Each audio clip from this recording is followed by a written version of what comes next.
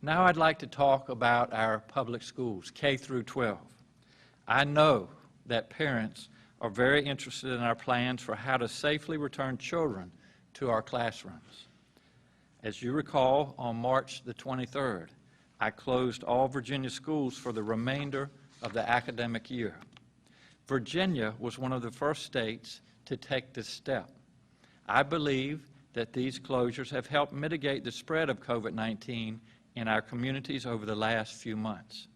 Since that time, our schools have risen to the occasion and found ways to continue providing instruction, keep students engaged in learning from afar, continue serving meals for children who otherwise would have gone hungry, and support students and families through an immensely challenging time. When we moved all of our schools to remote learning, we were clear that that shutdown would extend for the remainder of the school year. This school year is over. Seniors have graduated, even though it has not been the celebration that our students and families would have wanted. But we know parents want to know what to expect this summer and in the fall. To be clear, all Virginia schools will open for students next year, but the school experience will look very different.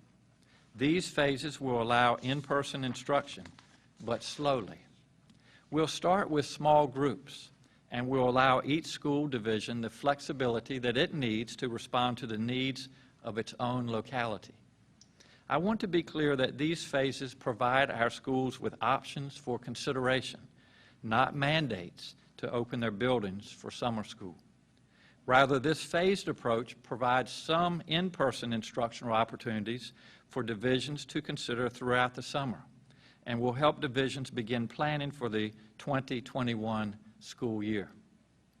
What this looks like on the ground is that, to start with, most instruction is still virtual. In Phase 2, which most schools can enter right now, schools may offer in-person instruction for preschool through third graders and English language learners. They can also provide in-person instruction for students with disabilities. It also means school-based summer camps may operate with some restrictions. For the future, Phase 3 will allow schools to shift to in-person instruction for all students. But they will need to put physical distancing measures in place. For example, schools may have to stagger schedules or adopt class schedules that blend in-person and remote learning. We'll expect schools to have 6 feet between desks and workstations. There will be restrictions on mixing groups of students. Schools will have to stagger the use of communal spaces, such as cafeterias, or close them. There should be remote learning and telework options for high-risk students and staff. There will be daily health screenings and wearing of face coverings by staff where physical distancing cannot be maintained.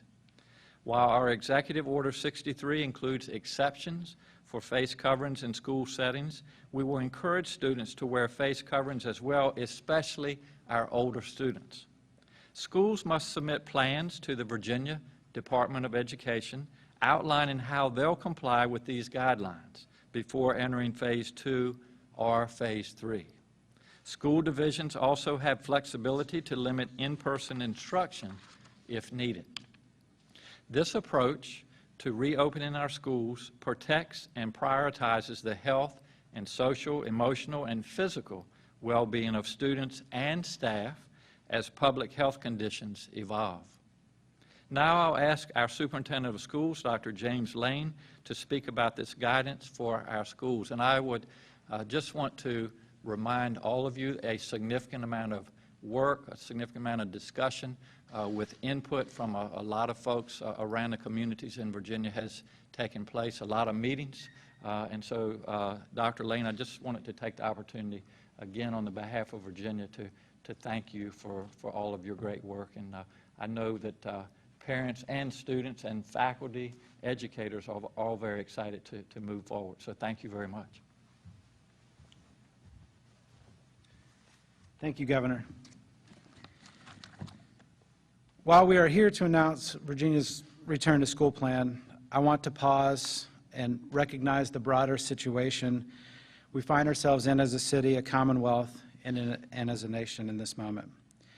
We are having overdue and necessary but difficult conversations about systemic and historic racism and its continuing presence in American 2020. Education is a system with its own racist history and present-day challenges. And as the agency responsible for schools, we remain committed to tackling these conversations and necessary policy changes to ensure that the color of a student's skin doesn't dictate the education opportunity that they have access to. We must eliminate achievement and opportunity gaps.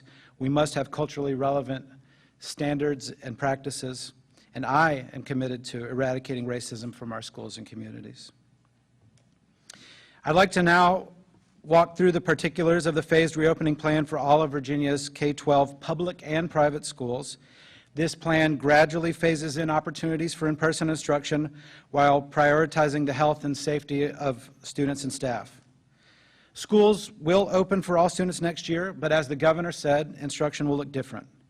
Virginia schools are required to deliver new instruction to students for the 2020-2021 academic year, and some of that will happen in person, and some of that will happen via remote learning. Virginia's return to school plan aligns to the governor's reopening phases within the Forward Virginia Blueprint. It scales up opportunities for in-person instruction beginning immediately. It focuses on the health, social, emotional, and physical well-being of our students and staff, and it prioritizes the needs of our most vulnerable learners for whom in-person instruction is most essential and remote learning was the most difficult. This approach is equity-focused, but moves us to the end goal of safe in-person instruction for all students. So to reiterate some of what the governor already shared, in Phase 1, which begins immediately for everyone, but obviously many of our communities have moved on to Phase 2, special education and child care for working families can be done in person. We've heard from our community significant concerns about the needs of our students with disabilities and the need to get those students back into their services and programs immediately. And so that's allowed in all schools. We moved to Phase 2, where the programs for students with disabilities and child care for working families is expanded upon with options for preschool through third grade students, English learners, and summer camps in school buildings. And again, we wanted to focus on getting education to our earliest learners because of the challenges that they were facing in the remote learning environment, while also making sure that we could keep them safe. In Phase 3, all students may begin to receive in-person instruction, but it must be accommodated within strict social distancing measures.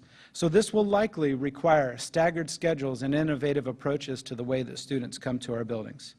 And we are all looking forward to the day that we're on beyond Phase 3, resuming to a new normal and having all of our students in buildings every day. The phases provide maximum flexibility at any given time and apply to both public and private schools. It's important to note that schools may be more limited in their in-person instructional offerings than the phase allows. So it allows flexibility for school divisions to put in more stringent measures as they need based on the conditions in their community. Before entering Phase 2 and 3, every school in Virginia must submit plans to the Department of Education outlining their compliance with the VDH and CDC mitigation strategies. The Virginia Council for Private Education, who's here with us, will receive plans submitted by private schools accredited through the VCPE-approved state-recognized accrediting associations. But all of those health-related plans will come to the DOE, and we'll work closely with VCPE on those for private schools. Our public schools will also be required to submit a plan for providing new instruction for all students in the 2020-2021 academic year, regardless of phase or their operational status of the school at the time. Most of the state has entered Phase 2. Richmond and Nova and others are still exceptions, but Phase 1 is relevant for a few jurisdictions now and would be relevant if we move back to a more restrictive environment due to public health conditions, so we wanted to make sure you knew about Phase 1 as well. But that means that most school divisions will move to Phase 2, so I'm going to go into a little bit more depth on each phase and then wrap up and turn it back to the governor. In Phase 1, again, instruction is predominantly remote. However, exceptions will be made for schools to offer in-person instruction for students with disabilities. Schools may elect to provide extended school year services and school year special education services, including private placements with strict social distancing. Students will only attend such programs if the individualized education program team agrees it is appropriate and the parent consents. Then we move into phase 2, where we still have predominantly remote instruction, but in addition to the phase 1 exceptions, schools may offer those in-person instruction for pre-K through third grade students, English learners, and permit summer camps to operate in school settings. It's important to note that in phase 2, large group gatherings are limited to 50 people based on the governor's still existing executive order. In phase 3, schools may shift to in-person instruction for all students, but with those physical distancing measures in place, staggered schedules and alternative blended options for remote learning will be important for students. In all phases, schools are expected to follow the CDC school guidance strategies for protecting the health of staff and students, cleaning and disinfecting, ensuring physical distancing, limiting the mixing of groups and students, and implementing mitigation strategies. But this also means that remote options must be made available for students and staff who have complicating health factors and who are safer at home. So all schools must have a plan for those students and staff as well. The physical distancing strategies include, but are not limited to, 6-foot physical distancing between desks, workstations, teachers and students and other students to the greatest extent possible. Restrictions on mixing groups of students or classes of students. The combination of those measures will likely necessitate staggered or unique schedules. Closing or staggering the use of communal spaces, including cafeterias, so students may have to be served in their classroom. As the governor mentioned, daily health screenings of students and staff. The department will be providing guidance on those. All schools must provide those remote learning exceptions and teleworking for students and staff who are at higher risk of severe illness. The use of cloth face coverings by staff is required when 6-foot social distancing cannot be maintained. For students, face coverings are encouraged but not required as developmentally appropriate, and especially in older students and in settings where students cannot maintain physical distancing. Again, this guidance applies to all of Virginia's public and private schools. More detail will be available in the coming days. I will share the Department of Education has produced Recover, Redesign, and Restart. This is nearly a 126-page guide that will go to our school divisions today and be posted online that schools can use to assist in their planning for opening schools under these phases. We find that this document, we believe that this document is comprehensive. It's been informed by a diverse set of education stakeholders, and schools should use it in their planning. It was created with the guidance of numerous task forces, dozens of teachers, principals, parents, education leaders, superintendents that came together to make this possible from every corner of the Commonwealth. We are confident that this additional guidance will help schools as they develop plans. We know there will be lots and lots of questions on the school opening plans, and so with that, I'll turn it back to the governor. Also posted today from the governor will be the phased guidance for Virginia schools that shares everything that I've shared today in writing, along with a PowerPoint that can easily be accessed to provide that information. Thank you, Governor, and I look forward to any questions. Thank you, Dr. Lane.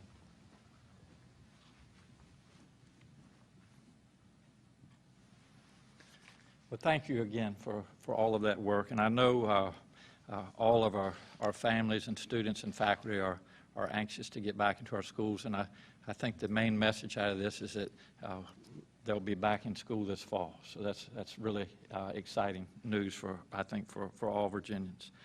We've also had a number of folks ask about our guidance around youth sports in Phase 2.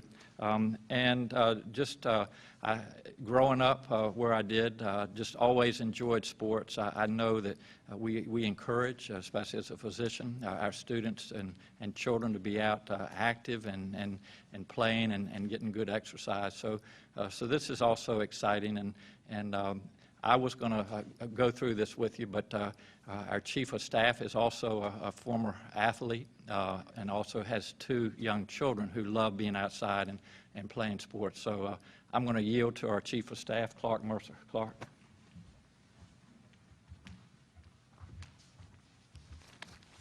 Well, thank you, Governor. And again, Clark Mercer, the Governor's Chief of Staff. And I want to thank folks from all across the Commonwealth for calling and putting in recommendations. And there's a lot of sports out there, and every day when you think you kind of have everything figured out, someone calls with a new situation you haven't thought of.